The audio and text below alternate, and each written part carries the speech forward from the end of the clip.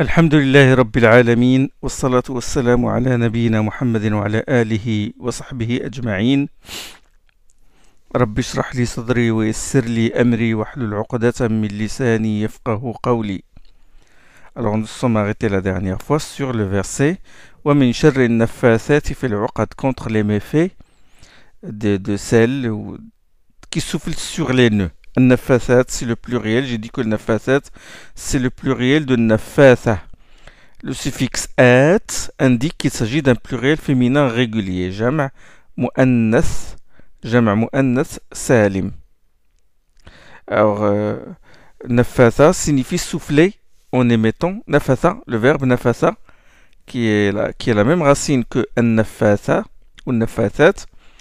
Le verbe nafatha signifie souffler en émettant une légère humidité. C'est entre nafr et tafel, entre souffler et cracher. C'est ça nafasa, crachoter. Nafasa est un nom sujet, ism al-fa'il.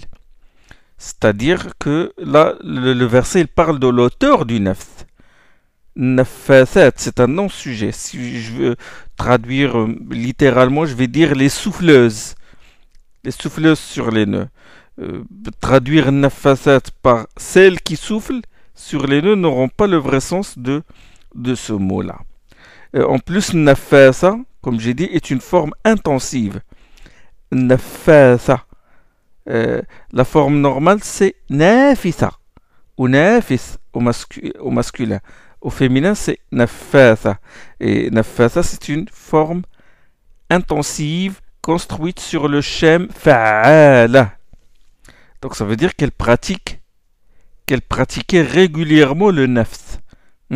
Qu'elle pratiquait régulièrement le nafasa, puisque c'est une forme intensive. Donc forme intensive, ça change le sens. Ça donne de l'énergie au sens. C'est-à-dire que celle-ci souffle ou pratique le nafs régulièrement. Elles font un nœud dans lequel elles mettent les traces de vêtements ou quelques cheveux ou autres traces de la personne qu'elles veulent ensorceler. Elles serrent ce nœud, puis nafth crachotent dessus en prononçant des paroles magiques. Elles se servent de leur nafs, de leur âme pernicieuse. Là, nous parlons de sorcellerie, mais Allah subhanahu wa ta'ala n'a pas cité la sorcellerie dans cette sourate. Mais il a cité naffathat, celles qui pratiquent le nafs, c'est-à-dire les auteurs. Allah a cité les auteurs et non l'acte.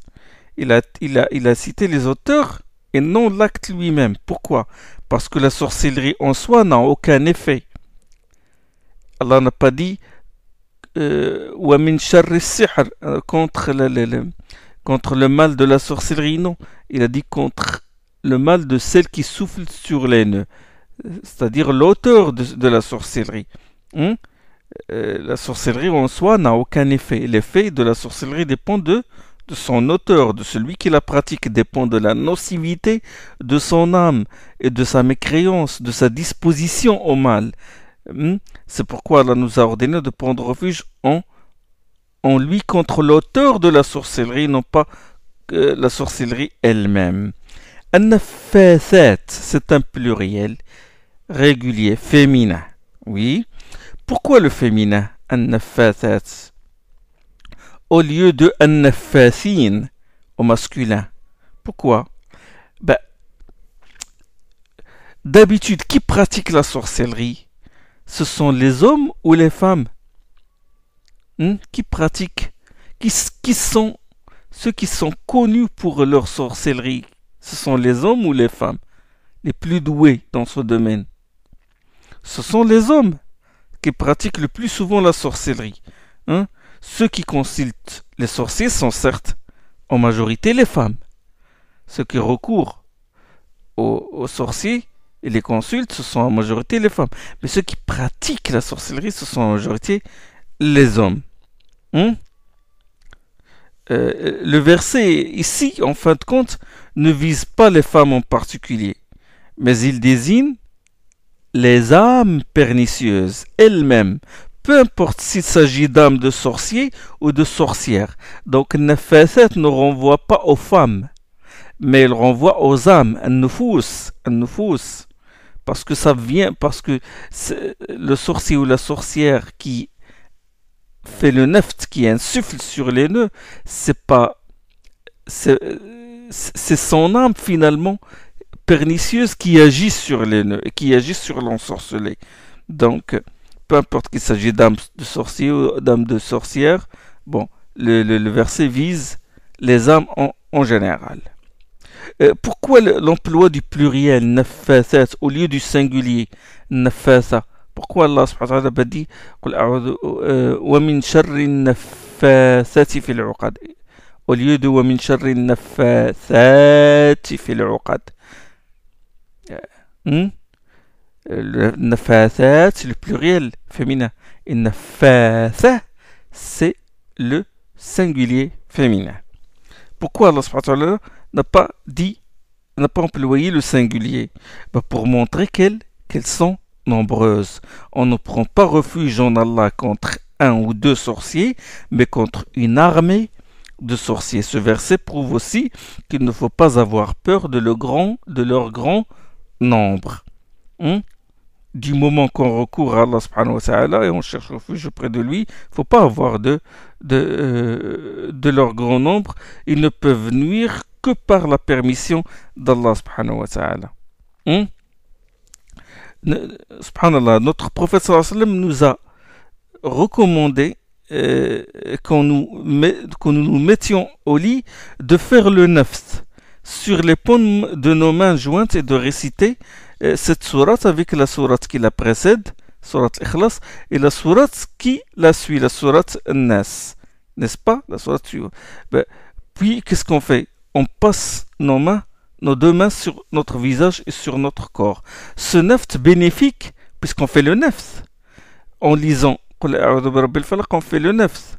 Mais ce neft bénéfique, qu'est-ce qu'il fait? Il agit contre le neft maléfique des mauvais esprits ou des sorciers. D'où l'effet du neft. Et Ibn al-Qayyim, il détaille ce genre de choses. Donc, voilà. Ça, c'est concernant le verset « وَمِنْ شَرِّ النَّفَّاثَاتِ فِي الْعُقَدِ » Puis Allah subhanahu wa ta'ala dit « وَمِنْ شَرِّ حَاسِدٍ إِذَا حَسَدٍ » Et contre les méfaits de l'envieux lorsqu'il exerce son envie. Lorsqu'il exerce son envie. Nous avons l'isti'ada contre le mal en général, n'est-ce pas?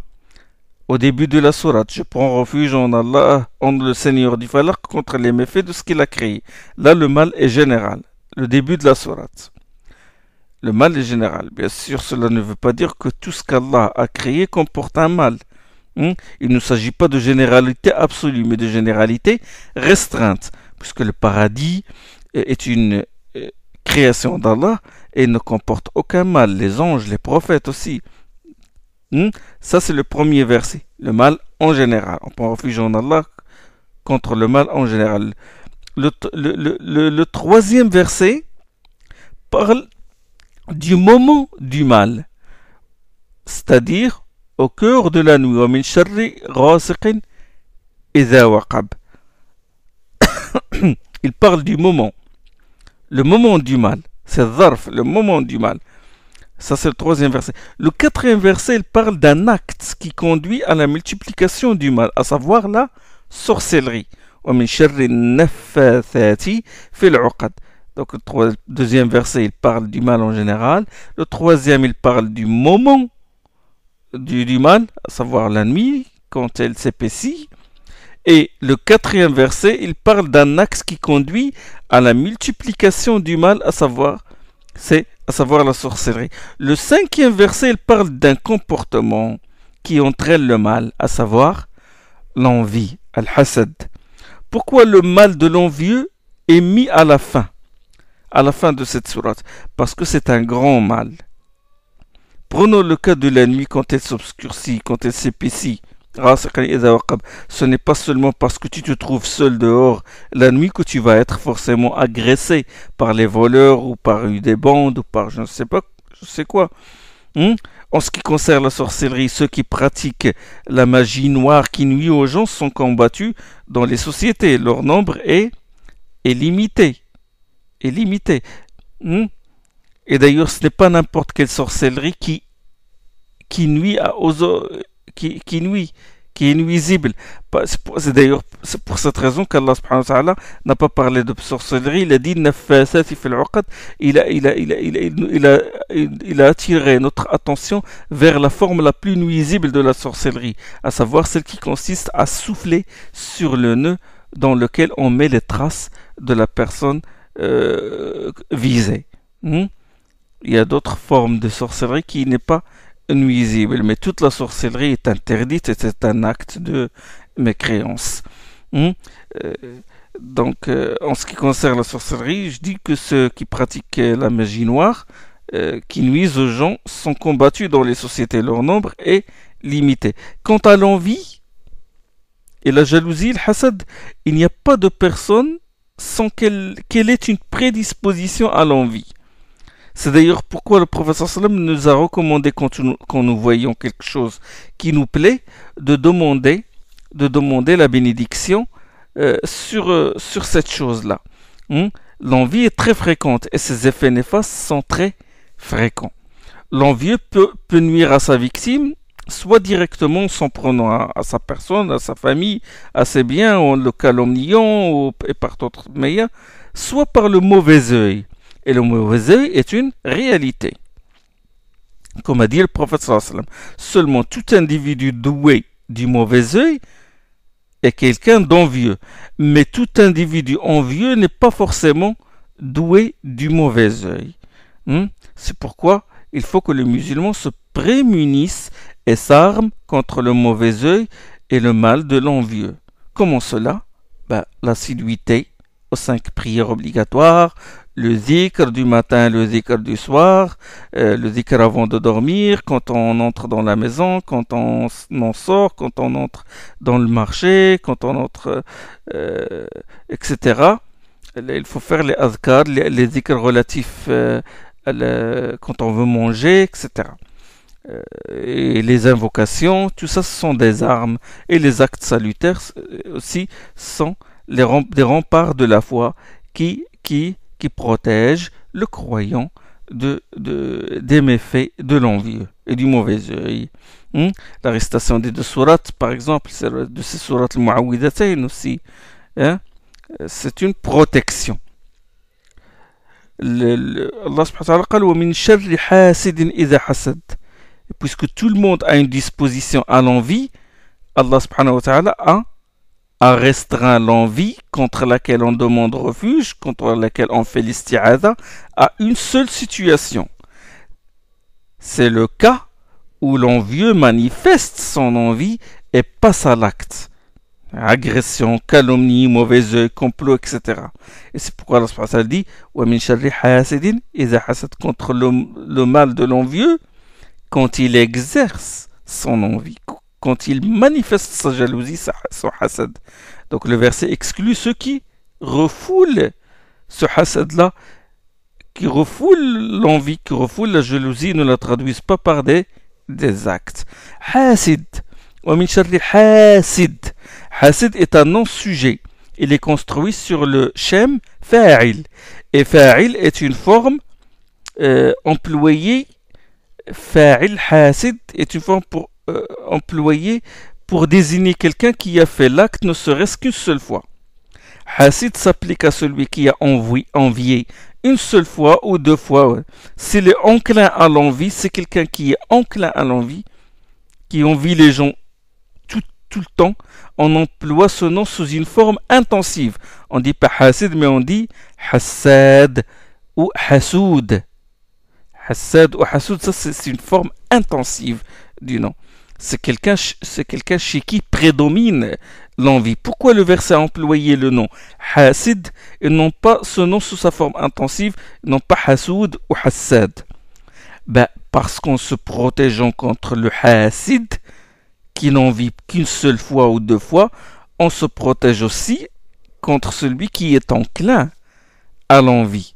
On se protège aussi contre celui qui est enclin à l'envie. Par contre, si c'était comme ça, si c'était le fait, on nous demande refuge au Allah subhanahu wa ta'ala que contre le hassad, celui qui est enclin à l'envie, on va exclure ceux qui ont vu une ou deux fois. Mais là, c'est une prévention, c'est-à-dire on prévient le hasad qui est plus grand. C'est-à-dire on se prémunit contre l'envie qui est la moins forte, la moins puissante, la moins dangereuse, la moins redoutable. On se prémunit contre l'envieux qui n'a envie qu'une seule fois pour se prémunir à plus forte raison contre celui qui envie plusieurs fois. Donc on se prémunit contre la forme la moins nocive, on se prémunit aussi contre la forme la plus nocive. Quand il dit « je prends refuge en Allah contre le hasid », quand il exerce son envie, a fortiori tu prends refuge contre le hasoud, qui est pire encore. Remarquez avec moi que rasiq, la nuit, a été employée sans l'article défini al. Et aussi hasid. قل أعوذ برب الفلق من شر ما خلق ومن شر غاسق. Il n'y a pas al-ghasiq, c'est ghasiq sans l'article al. Et à la fin, من شر حاسد إذا حسد. Et non pas من شر الحاسد. Il n'est pas défini. Hasid n'est pas défini par l'article al. Hasid est sous forme indéterminée comme la nuit. Et il a été cité sous forme indéterminée. Tandis que nafatat, elle est précédée par l'article al. Elle est préfixée par l'article al. On dit النافثات ومن شر النفاثات ومن شر النفاثات. Il y a le al avant nafathat. Il est défini. La raison est que toute personne qui souffle sur les nœuds comporte un mal. Parce que le al désigne la généralité, l'istighraq. C'est pourquoi Allah subhanahu wa ta'ala l'a cité avec l'article al, parce que toute personne qui souffle sur les nœuds comporte un mal. C'est-à-dire qu'elle est nuisible. Et toute personne qui recourt à ce genre d'office est nuisible. Ce qui n'est pas le cas de l'envie ou de la nuit. Ce n'est pas forcément qu'on envie quelqu'un qu'on va lui nuire. Et ce n'est pas toutes les nuits qu'il y a des agressions. Mais généralement. Et remarquez avec moi que tous ces mots ont un point commun. Quel est le point commun entre tous ces mots-là? C'est le khafa, la subtilité. Et aussi la volonté de nuire. La volonté de nuire. Or, un mal subtil est plus grave qu'un mal manifeste, auquel on s'attend. La nuit, tu ne sais pas qui va t'attaquer d'avance, tu ne le vois pas. La sorcellerie, tu tombes victime d'un acte de sorcellerie sans en connaître l'origine ou les raisons. L'envie, c'est pareil. Et remarquez aussi que ces mots ont une relation avec la nuit, l'obscurité intense de la nuit. Les voleurs et les brigands travaillent la nuit. Les sorciers travaillent surtout la nuit. L'envieux, le hasid, les démons l'aident et lui suggèrent de nuire à la personne enviée. Il incite au mal. Or, le falaq a pour sens l'éclat de l'aube. Donc, l'éclat de l'aube, la lumière, qu'est-ce qu'elle fait? Elle chasse tout cela, d'où l'ordre de recourir au Seigneur du falaq.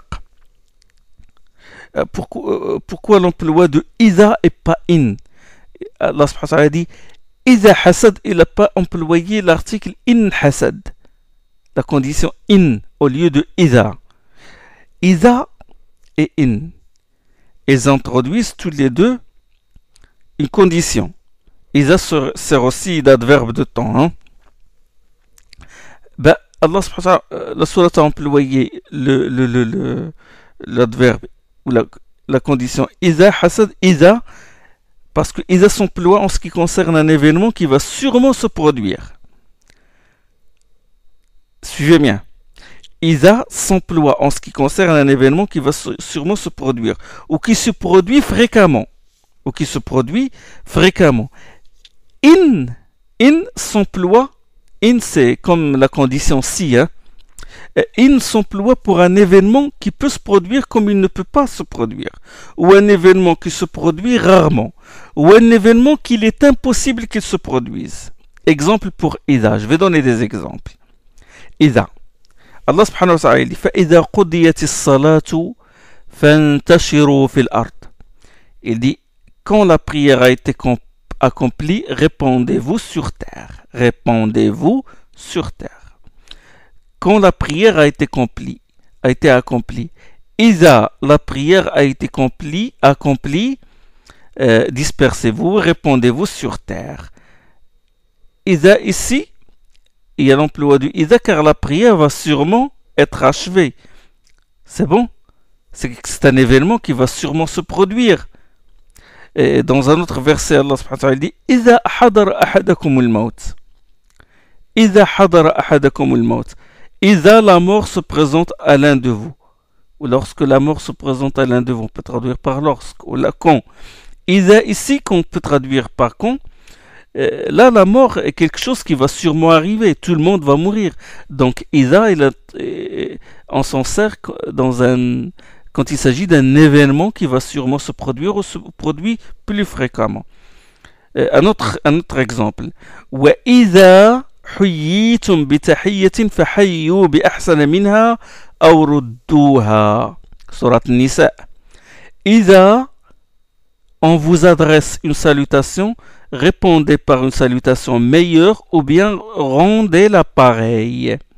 Rendez cette même salutation. Iza vous adresse. Lorsqu'on vous adresse. Donc là, les salutations, c'est une pratique fréquente. C'est un événement qui va se produire. Là, passons maintenant à l'emploi de in. In, Allah subhanahu wa ta'ala dit dans un verset Ara'aytum in ja'ala Allahu alaykum al-layla sarmadan ila yawm al-qiyamati man ilahun ghayru Allah ya'tikum bi diya' afala tasma'un. Dans Surat Al-Qasas, Allah subhanahu wa ta'ala dit qu'en pensez-vous? In Allah vous avait prolongé dans une nuit permanente jusqu'au jour de la résurrection. Quel Dieu autre qu'Allah vous apporterait de la clarté? In, Allah dit Qul ara'aytum, dit qu'en pensez-vous? In ja'ala Allahu, si Allah vous avait plongé dans une nuit permanente jusqu'au jour de la résurrection, quel Dieu autre qu'Allah vous apporterait de la clarté? Si Allah vous avait plongé dans une nuit permanente, là c'est quelque chose qui est inattendu, c'est une supposition, d'où l'emploi de in au lieu de iza. Là, il n'est pas pertinent de mettre Ida à la place de in. Parce que in, là, c'est un événement, il s'agit d'un événement, c'est une supposition, un événement qui ne se produit pas. C'est une supposition. Dans un autre verset, Allah il dit وَإِن طَائِفَتَانِ مِنَ الْمُؤْمِنِينَ اقْتَتَلُوا فَأَصْلِحُوا بَيْنَهُمَا. Si deux parties d'entre les croyants se combattent, réconciliez-les. Donc, Allah subhanahu wa ta'ala n'a pas employé Ida. Il a employé in. In, c'est une supposition parce qu'en principe, cela ne devrait pas se produire.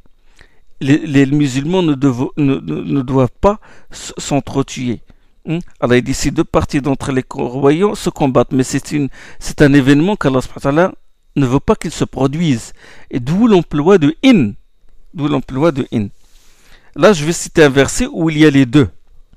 Allah, il dit كتب عليكم إذا حضر أحدكم الموت إن ترك خيرا الوصية للوالدين والأقربين. Il vous est prescrit إذا la mort se présente à l'un de vous. Donc كتب عليكم إذا, là il y a l'emploi de إذا. Il vous est prescrit إذا lorsque la mort se présente à l'un de vous. Là c'est un événement qui va sûrement se produire puisque nous mourrons forcément un jour, n'est-ce pas? Mais la suite, il dit, au lieu d'employer ida, il dit in. Il dit in taraka khayran il wasiya. La suite, s'il laisse un bien, de faire un testament. In, il n'a pas employé ida. Là, il emploie in. Kutiba alaykum ida hadara ahadakum al-maut. Il vous est prescrit ida lorsque la mort se produit à l'un de vous. Et puis la suite du verset in taraka khayran al-wasiya. In, s'il laisse un bien, de faire un testament. Pourquoi? Parce il se peut qu'il laisse un bien comme il se peut qu'il ne laisse rien. Donc c'est une supposition. Et c'est un événement qui peut-être ne se produira pas. Hein. Donc là, il convient d'employer le in. Hein. De même dans le verset du wudu, Allah subhanahu wa ta'ala ya ayyuhalladhina a dit ya ayyuhalladhina amanu idha qumtum ila as-salati faghsilu wujuhakum wa aydiyakum. Il a dit idha qumtum, lorsque vous vous levez pour faire la prière, bah alors lavez vos visages, faghsilu wujuhakum wa aydiyakum, et vos mains jusqu'au coude, etc. Les versets qui se trouvent dans Surat al-Ma'ida sur le wudu. Ida qumtum, parce que sûrement vous allez vous lever pour faire la prière. C'est quelque chose qui est c'est une prescription divine. C'est un ordre de prier. Mais la suite dans ce même verset, Allah il dit wa in kuntum junuban fattaharu. Il dit si vous êtes en état de janaba, de souillure majeure, alors purifiez-vous. Si vous êtes malade, parce que l'état de souillure majeure et la maladie, ce ne sont pas des choses fréquentes. Par contre, là, il faut prier fréquemment. C'est ça la différence entre Ida et In. C'est ça l'emploi éloquent de Ida dans cette sourate-là. Ida Hasad, parce que fréquemment, et sûrement, le Hasid, il exerce son hasad. Voilà en ce qui concerne cette sourate. La prochaine fois, Inch'Allah, nous citerons certaines perles d'éloquence que recèle la sourate An-Nas, les hommes, et nous parlerons des liens qui existent entre cette sourate Al-Falaq et la sourate An-Nas, comme nous parlerons aussi de la relation entre la sourate An-Nas, les hommes, et la sourate Al-Fatiha, entre la première sourate du Coran et la dernière sourate du Coran. Bon, nous avons terminé. Qu'Allah vous aide. Inch'Allah, vous avez profité de ce sharh.